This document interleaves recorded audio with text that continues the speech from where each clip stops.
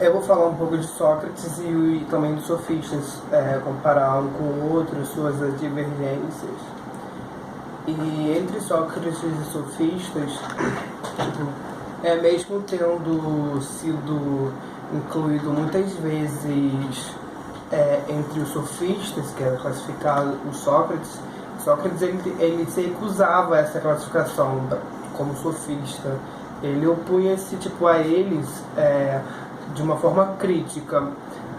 Sócrates ele foi considerado contemporâneo dos sofistas e o seu mais seu maior adversário que eles tiveram, e o seu método de ensino era o seu método de ensino e a sua doutrina, elas eram muito opostos à doutrina dos métodos sofistas. Ou seja, as divergências principais que eles tinham eram as seguintes: que os sofistas eles sempre buscavam sucesso, e além deles buscarem sucesso para si mesmo, os sofistas eles ensinavam como conseguir esse sucesso para as pessoas.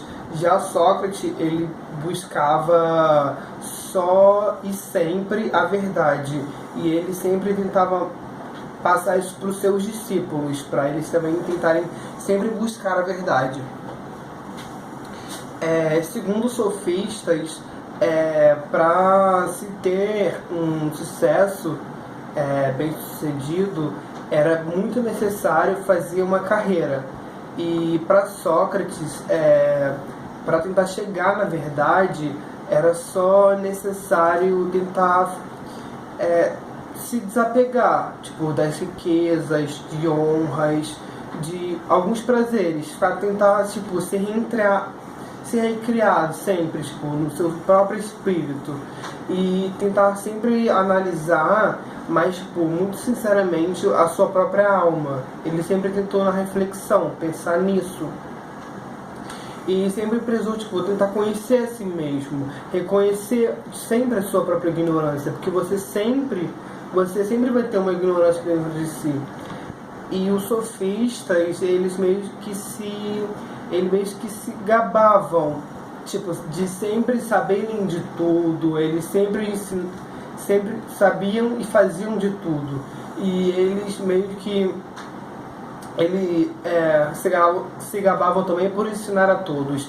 Já Sócrates ele tem a convicção de que ninguém ele pode ser mestre dos outros, ninguém pode dominar o outro.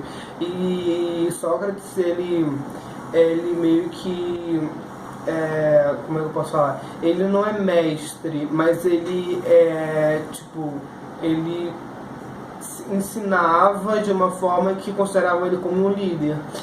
Sócrates ele não ensina a verdade, mas ele ajuda sempre os seus discípulos a tentar descobrir a verdade neles mesmos. E o Sócrates ele não leciona os seus discípulos, ele sempre tentava levar tudo na base da conversa, na discussão, de tentar guiar sempre uma discussão, orientar para tentar chegar numa descoberta eficaz da verdade. E segundo os sofistas, eles tentavam, os sofistas eles falavam que aprender era uma coisa facílima, era uma coisa passiva, assim.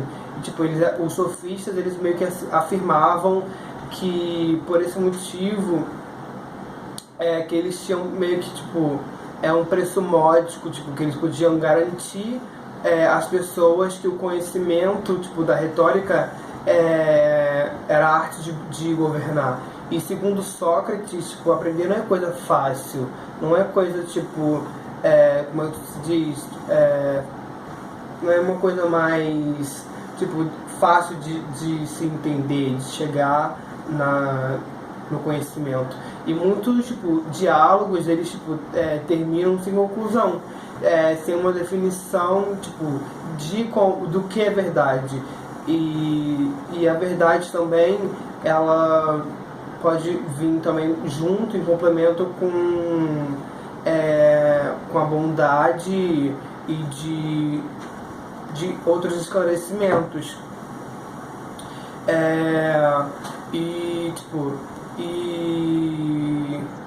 Confundi aqui.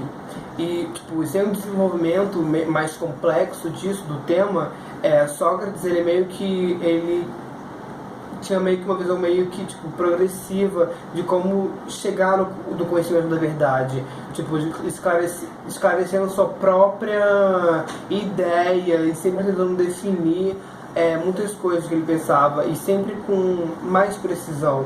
E para os sofistas, o valor de qualquer conhecimento, ele é de como é que diz? Ele é de qualquer moral e mais relativo. Tipo, ele era contrário do universo geral, mas do subjetivo, tipo, a opinião do sujeito contrária ao objetivo. E para Sócrates existem conhecimentos e leis também, tipo, morais, de valor absoluto, tipo, do objetivo, do portanto, que é universal. Agora eu vou falar um pouco de Anaximandros de Mileto e também junto com Tales de Mileto, relacionar um pouco dos dois, falar um pouquinho dos dois, que cada um era. E Anaximandros de Mileto era, tipo, ele era um discípulo do sucessor de Tales, tipo, Anaximandro, o Anaximandro, ele tipo, foi um discípulo do sucessor de Tales, e ele era, tipo, ele se recusava a ver a origem do real, tipo, a origem do real em um elemento particular em si. E todas as coisas, tipo, para eles eram, tipo, limitadas, e o limitado, ele não pode ser, tipo, sem justiça, uma origem de alguma coisa, a origem tipo, de todas as coisas. E do ilimitado surgem inúmeros mundos, tipo, e estabelece, tipo, uma multiplicidade.